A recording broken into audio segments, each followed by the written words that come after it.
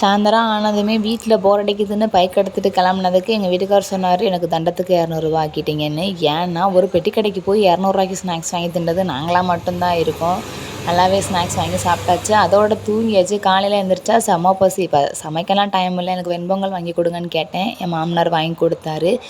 Ration அரிசியில் வெண்பொங்கல்கின்றது எங்கள் ஊராக மட்டும்தான் இருக்கும். ஆனால் டேஸ்ட்டு சூப்பராக தான் இருந்துச்சு. இன்றைக்கி எங்கள் ஊரில் திருவிழா. ஸோ அதுக்கு ரெடி ஆகலான்னு சொல்லிட்டு தலைக்கு கொஞ்சம் பேக் ரெடி பண்ணி போட்டுட்டு கிளம்பியாச்சு கோவிலுக்கு. இந்த மாதத்துலேருந்து இன்னைக்கு கண்டினியூஸாக ஒரு 3 to 4 months வந்துட்டு சாமி தான் எல்லார் ஊர்லேயுமே கும்பிடுவாங்க. ஒரு ஊர் ஸ்பெஷலாக கொண்டாடுவாங்க.